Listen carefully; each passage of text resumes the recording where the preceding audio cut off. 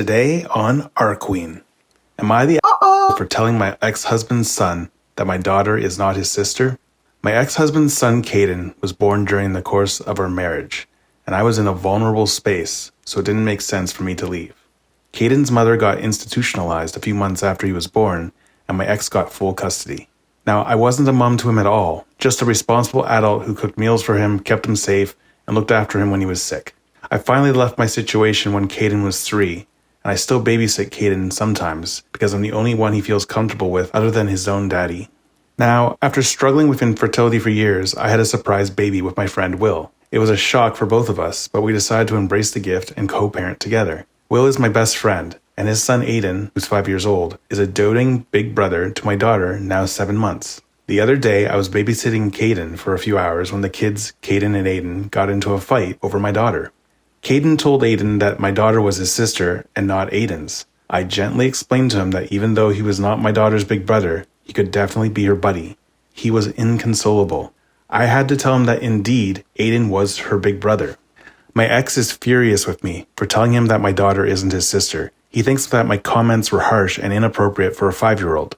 I think my comments were okay. I don't want to confuse a little boy and create expectations and disappointments down the line.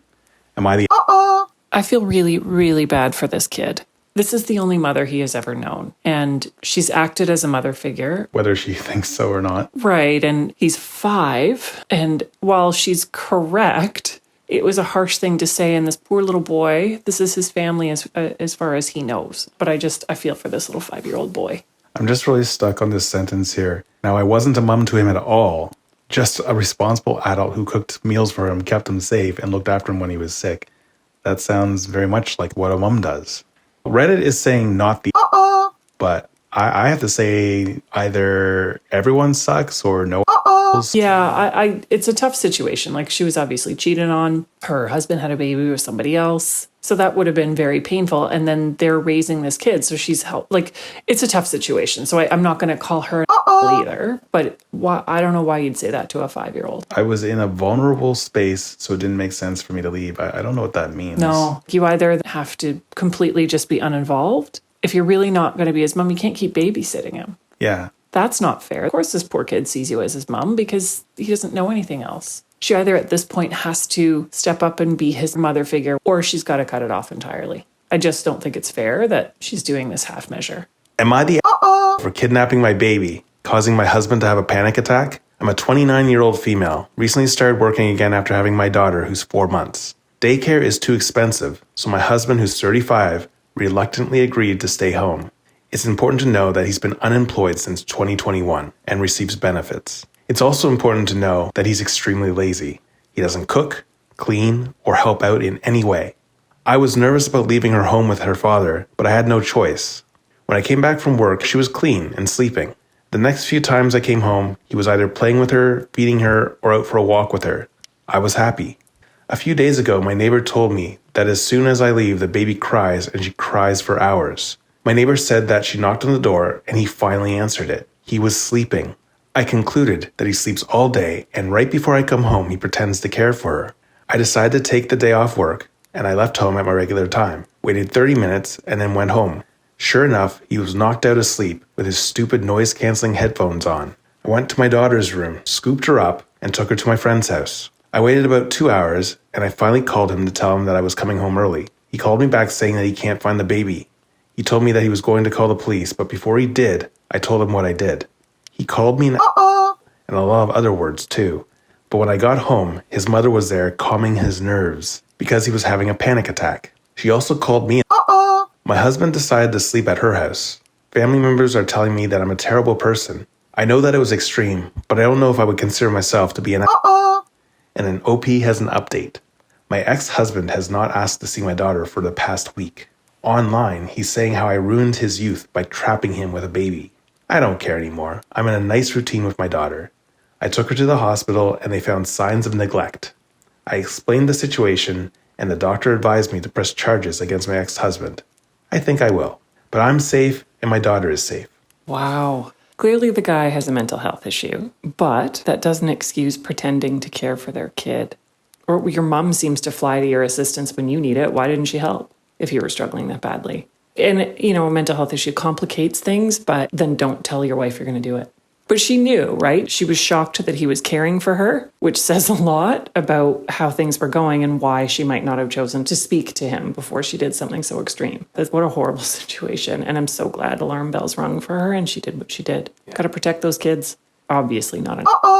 Am I the for not pushing my family to include my fiancé in Christmas card photos? I'm a 37-year-old male and I'm engaged to my fiancé who's a 31-year-old female. Planning on getting married at the end of this year. My family takes a Christmas card photo every year, usually around big events like graduations or parties when everyone is together, which isn't often. Years ago, my mom instituted a not until you're married policy to including significant others in photos, and applied that rule to my brother when he was dating and engaged to his now wife. My fiancé has had significant issues with this. Last year, when the family took photos shortly after she and I were engaged, she directed many snide comments to me about how excluded she feels. This year, she flatly refused to drive me to a family graduation, saying how hurt and excluded she felt by this policy, since we are getting married this year and the card is coming out the year we are getting married. I've tried to explain that this isn't our card, this isn't our right to tell others who can and can't be on their card, and we could always have our own card to start our own tradition. She's made several comments about how surprised she is that I haven't stood up for her to my mother, even telling me that she's discussed the issue with others, and they also are surprised that I wouldn't take a stand with my mother on this. She also made a point multiple times to say, good, less time to spend on photos with them at the wedding, implying a tit-for-tat response to this policy. I don't really know what to do. Am I the So I kind of felt for her until that end point of good, less time to spend on photos with them at the wedding. That gives me pause. Families are entitled to not have non-married spouses in a picture. Different families take different takes on this. But it sounds like mom did this with his brother, and that's fine. And so he's just treating this fiance the same way. I would also not be horrified with the mom if she saw some issues, just given the pettiness. It's only the last comment that really makes me go, What's the last comment? Good, less time to spend on photos with them at the wedding. Well, that's what she's saying, and she's pissed. Well, right, but that suggests some serious pettiness to me. Yeah, not the No, I don't think he's the Am I the for telling my sister that no one cares about her child? My wife, Emily, gave birth to our lovely daughter 5 months ago, and she is just a joy. My niece, who's 10, Sophia, is a pretty successful child model. Since the age of 2, she has been on billboards, commercials, clothing advertisements, etc. She's done work for many well-known brands, and her career seems to blossom. My sister Nina is very proud, understandably, of her daughter. Every time Sophia books a gig, Nina immediately texts the entire family about her daughter. She'll subtly brag to us about how successful her daughter is, how she's paying for the water bill at 10 years, or how Sophia is the true star of the family. It can be annoying, but it's harmless for the most part. Since Emily and I gave birth, Nina has been making passive-aggressive comments about our daughter's looks. For example, when we first shared a picture of our newborn daughter in the family group chat, Nina replied with, "Oh, she's beautiful, but not as pretty as my Sophia." Or when my mother made an offhand comment about how she resembles my wife, Nina said, "Yeah, they share the same unique features." She was not saying unique in a kind way. These are only a few examples. For the most part, I've been able to brush these off. It's not worth something starting a big fight over. Nina and Sophia came over last weekend.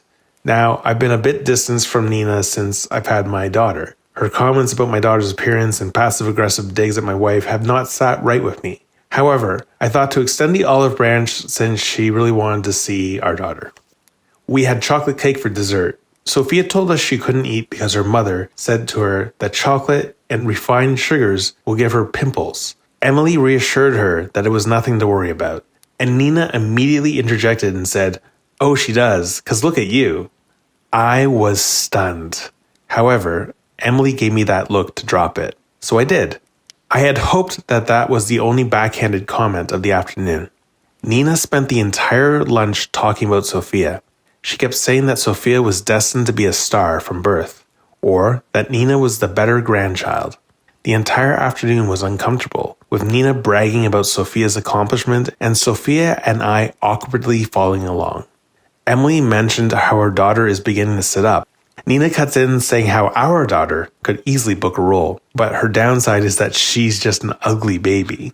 When we looked at her shocked, she complained that her daughter looked much better at that age and was already primed to be a star. Maybe I was sleep deprived, but I yelled at Nina that I couldn't care less about Sophia and I want to enjoy my meal in peace. Nina was offended and left in a hurry after cursing my wife and my child out. Emily says that I probably shouldn't have said that in front of Sophia.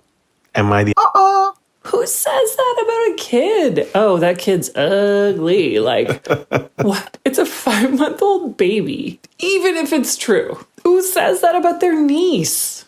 The guy's wife, Emily, had the patience that not many people have. And then also this child who's worried about pimples at 10? Can't have cake at 10 years old? What a horrible childhood. To be worried about your looks so much and value that much. It's the opposite of what I hope to impart to our daughter. There's one line in here that I know has to be on your mind.